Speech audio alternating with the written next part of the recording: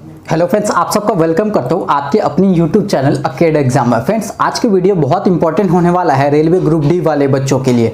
बहुत बच्चों ने मुझे कमेंट किया था कि भैया रेलवे ग्रुप डी का इस बार 2025 में जो एग्जाम होने वाला है 2024 का वैकेंसी का, उसका एक्सपेक्टेड कट ऑफ कितने लेवल पे जा सकता है, आप हमें बताइए, कैटेगरी वाइज बताइए।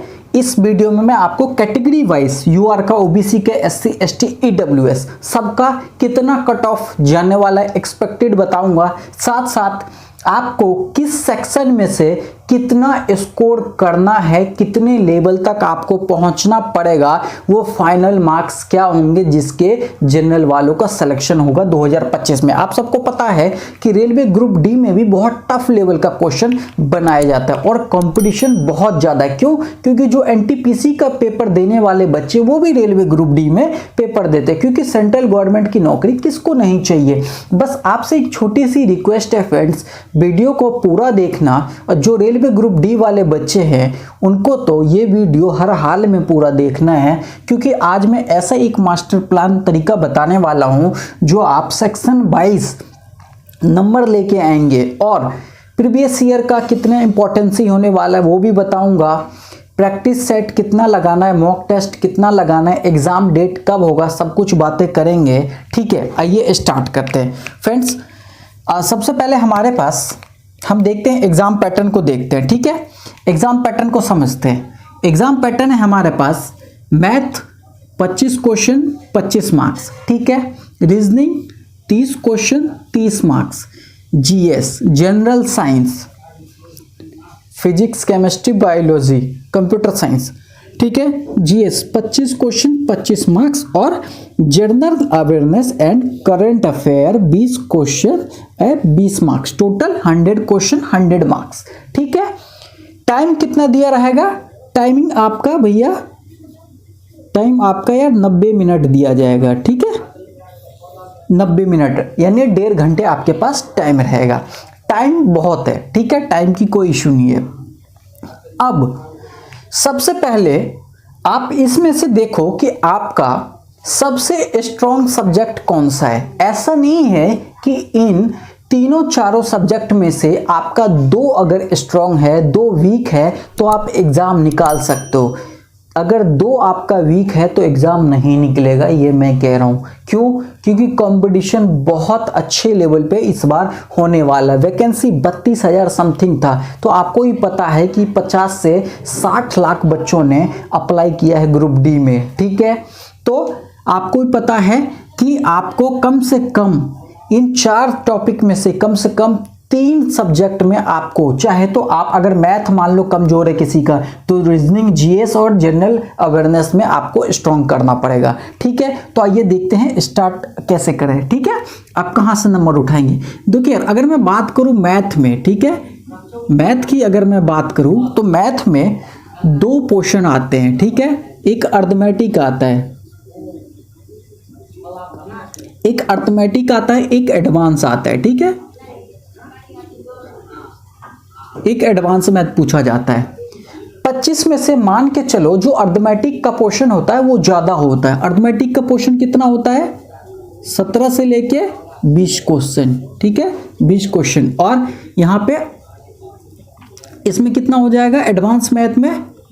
एडवांस मैथ में लेके चलो 5 से 7 क्वेश्चन। ठीक है, 5 से 7 क्वेश्चन, इस हिसाब से 25 क्वेश्चन आते हैं। अब देखो यार, आप 25 में से 25 मत लाओ। ठीक है, 25 में से 25 ठीक है, आपका मैथ स्ट्रांग नहीं है, कमजोर है, मैं मानता हूं, लेकिन आप 25 में से कितना स्कोर कर सकते हो? ठीक है, 25 में से मैं अगर मैथ में बोलूं तो आप कम से कम 25 में से यार आप 15 तक कर दोगे ना मेरे भाई, 15 तो उठा लोगे ना अर्थमेटिक पे। मैं ये नहीं कहता एडवांस मैथ छोड़ दो, अर्थमेटिक के profit and loss percentage, SICI, time and work, time and distance, mensuration advance math हो गया। ठीक है, फिर नंबर सिस्टम हो गया। ठीक है, तो इस हिसाब से पाइप एंड सिस्टम हो गया, बोट हो गया। इस हिसाब से अगर अर्थमेटिक करोगे ना, किसी भी टीचर से आप पढ़ लो, ऑनलाइन ऑफलाइन कहीं से ही पढ़ लो। ठीक है, प्रैक्टिस सेट मारो यार, प्रीवियस ईयर के क्वेश्चन में देख लो किस हिसाब से क्वेश्चन पूछा गया, किस लेवल का पूछा गया मैथ का। तो मैथ में मैं मान के चल लूं आपको 15 नंबर आप ले आओगे। अब बात करते हैं रीजनिंग की, ठीक है। अब बात करते हैं रीजनिंग की। रीजनिंग सभी बच्चों को आता है और रीजनिंग स्कोरिंग सब्जेक्ट है। तो ये मत कह देना आप मेरे को कि भैया मेरा रीजनिंग वीक है, रीजनिंग में मैं मार्क्स नहीं कर सकता हूं। अगर रीजनिंग में आप स्कोर नहीं कर सकते हो तो फिर रेलवे ग्रुप डी का एग्जाम नहीं निकलेगा आपसे, ये मैं लिख के दे दूंगा आपको, ठीक है। रीजनिंग में आपको यहाँ पे 30 क्वेश्चन है, 30 मार्क्स है, तो कम से कम यहाँ पे 25 आपको लेके आने हैं 30 में से। आप चैप्टर वाइज अगर बेसिक कंसेप्ट क्लियर है तो चैप्टर वाइज करने की जरूरत नहीं है, प्रैक्टिस सेट मारो, प्रीवियस ईयर के क्वेश्चन लगाओ और देखो रीजनिंग में 30 में से 25 नंबर प्यार से उठाओगे। और हर बच्चा, कमजोर से कमजोर बच्चा रीजनिंग में 25 नंबर उठा सकता है रेलवे ग्रुप डी के एग्जाम में, ठीक है। तो रीजनिंग। अब बात करते हैं जनरल साइंस का, ठीक है। आप बात करते हैं जनरल साइंस का।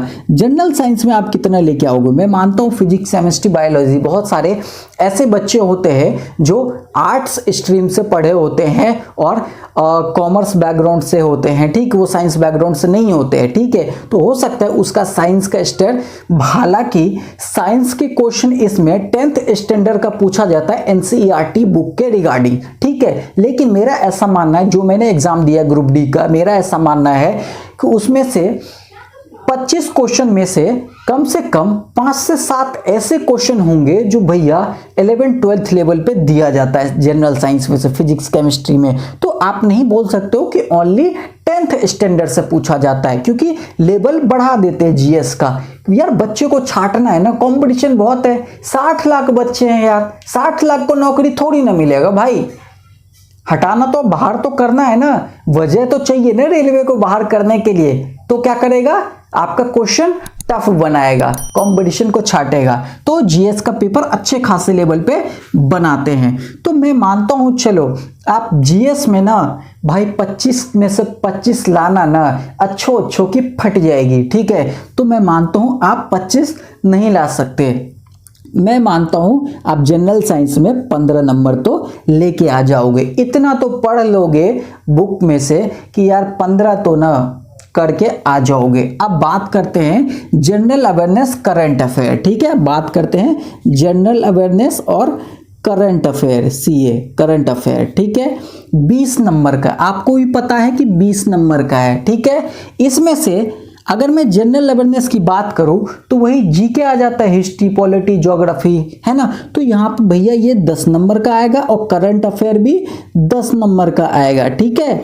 तो मान लो कि हिस्ट्री, ज्योग्राफी आपको नहीं पढ़ना है, नहीं याद होता है, बेसिक ऊपर से देख लो, यहाँ पे स्कोर नहीं करना। लेकिन करंट अफेयर में एक पतली सी बुक आती है स्पीडी पब्लिकेशन का, पिछले 6 महीने 1 साल का पूरा उसमें निचोड़ दिया होता है। अगर उस बुक को 2 से 3 बार रगड़ लोगे अच्छे से, 10 में से 9 नंबर कहीं नहीं जाएगा, 10 में से 10 लेके आओगे। तो मैं मानता हूँ इन दोनों को मिला के कम से कम यार आप ना कितने क्वेश्चन लाओ? 20 है तो यार 10 ले आओ, ठीक है। 10 तो ले ही आओगे मेरे भाई। अब टोटल कितना हो जाएगा? 15, 25, 40 और 15, 55, 10, 65। काम हो गया आपका, 65 प्लस आ गया। अब जिसका रेलवे ग्रुप डी एग्जाम में, ग्रुप डी 2025 के एग्जाम में 65 प्लस स्कोर आ गया, तो मैं कह रहा हूं कि उसकी गारंटी के साथ सिलेक्शन हो जाएगा। मैं जनरल कैटेगरी की बात बता रहा हूं फ्रेंड्स। जनरल 65 नंबर अगर आपका आ गया तो सिलेक्शन मैं देता हूं, सिलेक्शन की गारंटी डेफिनेटली होगा, ठीक है। अब ये 65 नंबर इतना आसान नहीं होने वाला। अब ये 65 नंबर आप कैसे लेके आओगे? क्योंकि 65 नंबर हमने बोल दिया, हमने ये तो देख लिया कि आप ना इस स्ट्रैटेजी को फॉलो करके मैथ में जैसे जैसे मैंने बताया, अर्थमेटिक में से लाओ, रीजनिंग के लिए प्रैक्टिस सेट लगाओ, ठीक है। और जीएस के लिए आप बेसिक से पढ़ सकते हो, ठीक है। लेकिन थोड़ा स्टैंडर्ड इसका हाई होता है, क्वेश्चन लेवल। आप प्रीवियस ईयर का क्वेश्चन बैंक खरीद के लेके आओ मार्केट से, बहुत कम पैसे में मिल जाएगा। देखो कि जीएस के किस लेवल पे क्वेश्चन पूछा जाता है। यहाँ पे जितना ज्यादा डीप में भैया प्रैक्टिस करोगे, एक एक चीज देख के उतनी आसानी होगी ये नंबर ये स्कोर करने में। ठीक है, जनरल अवेयरनेस करंट अफेयर के लिए मैंने बता दिया, पतली बुक आती है स्पीडी पब्लिकेशन का, 6 महीने 1 साल के दिया होता है, कहीं और मत्था मारने की जरूरत ही नहीं पड़ेगी आपको, बड़े प्यार से स्कोर करोगे। अब ये 65 नंबर लाने के लिए आपको किन किन रास्ते से गुजरना पड़ेगा? पहला, 65 नंबर लाने के लिए आपको क्या क्या करना पड़ेगा? आपको भैया डेली, ठीक है, आपको डेली प्रैक्टिस करनी है, प्रैक्टिस सेट। ठीक है, आपको प्रैक्टिस सेट मारनी है डेली। कितना? 1 से 2 प्रैक्टिस सेट आपको डेली लगानी है। यार आप बेसिक लेवल से किताब मत पढ़ो, ठीक है, चैप्टर वाइज मत पढ़ो मेरे भाई, डेली 1 से 2 प्रैक्टिस सेट लगाओ। ठीक है, अब क्वेश्चन बैंक ले आओ, प्रीवियस ईयर का PYQ का क्वेश्चन, ठीक है, क्वेश्चन सॉल्व पेपर ले आओ यार, क्वेश्चन सॉल्व पेपर ले आओ। आप देखो कि जब प्रीवियस ईयर का क्वेश्चन का क्या पैटर्न रहा है, कितनी टफ लेवल रहा है, एक्यूरेसी क्या रहा है, कौन से टॉपिक में से कितना क्वेश्चन पूछा जाता है, अगर ये लगाओगे आराम से तो आपको खुद पता चल जाएगा कि मुझे 65 नंबर कैसे ग्रुप डी के एग्जाम में लाना है, कट ऑफ के पार जाना है, मुझे सिलेक्शन लेना है, नौकरी लेनी है, शादी करनी है।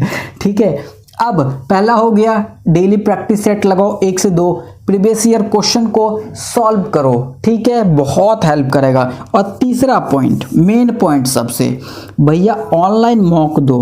ठीक है, ऑनलाइन आपको मॉक लगानी है, मॉक टेस्ट। ठीक है, ऑनलाइन आपको मॉक टेस्ट लगानी है, कम से कम 1 से 2 डेली, 1 से 2 डेली लगानी है आपको। 1 से 2 डेली अगर मॉक टेस्ट लगाओगे तो आपको कंप्यूटर स्क्रीन के सामने 90 मिनट का टाइम रहेगा। आप फोन से दे सकते हो, आपके पास कंप्यूटर लैपटॉप जो भी है उससे दे सकते हो। कंप्यूटर लैपटॉप से दोगे तो बहुत अच्छा फील करेगा, एग्जाम वाली फीलिंग आएगी। मोबाइल से दोगे एग्जाम वाली फीलिंग नहीं आएगी, लेकिन फिर भी ठीक है, अगर नहीं है कंप्यूटर लैपटॉप तो क्या करोगे? ठीक है, आप फोन से दो।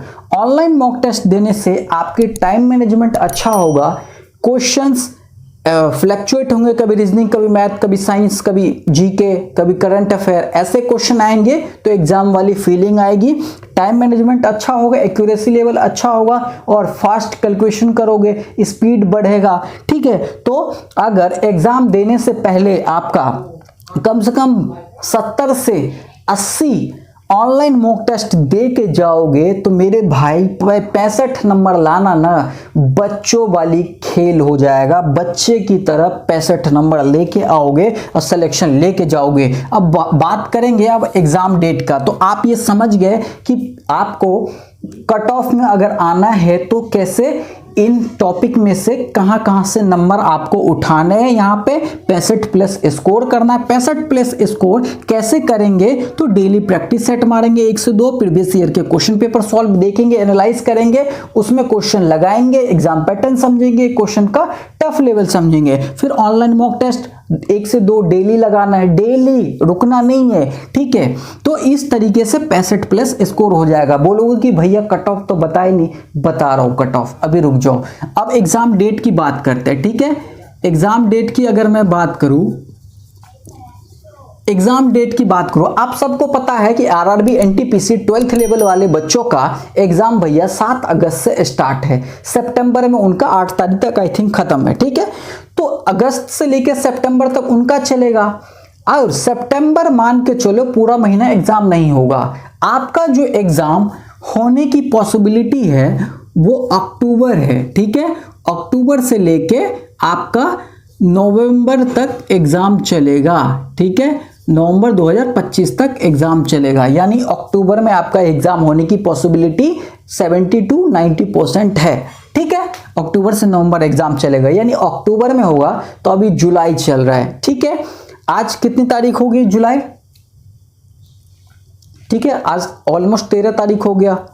तो आप सबको पता है कि आराम से कर सकते हो। तो आपके पास अभी जुलाई का भी रह रहा है 20 दिन, 18-20 दिन करीब रह रहा है, और आपका अगस्त रह रहा है, सितंबर रह रहा, मोटा मोटी मान के चलो 3 से 4 महीने का वक्त आपके पास है। 3 महीने का वक्त मैं लेके चलता हूँ, ठीक है। 3 महीने में अच्छे खासे स्कोर कर लोगे आराम से। अब बात करते हैं कि कट ऑफ क्या जाने वाला है। देखो यार, ये मैं 65 बताया हूं ना, तो 65 नंबर तो मान के चलो ये जनरल वालों को जाएगा, ठीक है। जनरल वालों का कट ऑफ 65 जाएगा, ये चीज ध्यान रखना। ओबीसी का आपका भी भैया ज्यादा से ज्यादा कम तो जा नहीं सकता है, 60 प्लस आप भी लेके चलो। एससी की अगर मैं बात करूं तो एससी के कम से कम 50 नंबर पे आपका सिलेक्शन होगा। एसटी की बात करूं तो आपका 45 से 48 हो सकता है। ईडब्ल्यूएस की बात करूं तो आपका भी 55 नंबर पे आपका सिलेक्शन होगा। तो ये इतना, ये एक्सपेक्टेड कट ऑफ है। कितना है ये एक्सपेक्टेड कट ऑफ है फ्रेंड्स, ये एक्सपेक्टेड कट ऑफ है 2025 का, ठीक है। अनुमान लगाया जा रहा है कि आपका 65 अगर लेके आओगे जनरल वालों का तो सिलेक्शन होने की पॉसिबिलिटी 90% है। तो फ्रेंड्स इस वीडियो में इतना ही। आई होप कि आपको ये वीडियो पसंद आया होगा। और ग्रुप डी वाले बच्चे यार अच्छे से मेहनत करो, तैयारी करो। 65 नंबर लाना कोई बड़ी बात नहीं है, आराम से लेके आओगे। जो जो चीज़ें मैंने बताया इस वीडियो में उस पर इम्प्लीमेंट करो, ठीक है। वीडियो देख लोगे, इम्प्लीमेंट नहीं करोगे तो स्कोर कैसे आएंगे 65 प्लस। तो ये कट ऑफ है। इस वीडियो को शेयर करो जितने भी रेलवे ग्रुप डी के बच्चे तैयारी कर रहे हैं इस बार, ठीक है। कट ऑफ में कोई कंफ्यूजन नहीं होना है, ठीक है, कोई कंफ्यूजन नहीं। और भी डाउट है आपके किसी टॉपिक पे वीडियो चाहिए, जितना कमेंट आएगा उस हिसाब से वीडियो लेके आऊंगा। तो फ्रेंड्स मिलते हैं अगले वीडियो में। अगला वीडियो स्ट्रैटेजी के ऊपर आएगा रेलवे ग्रुप डी के लिए कि आप किस तरीके से प्रिपेयर करेंगे और आप मार्क्स ज़्यादा से ज़्यादा स्कोर कैसे लाएंगे और रेलवे ग्रुप डी की पहला CBT 1 कैसे क्वालिफाई करेंगे। Thank you friends.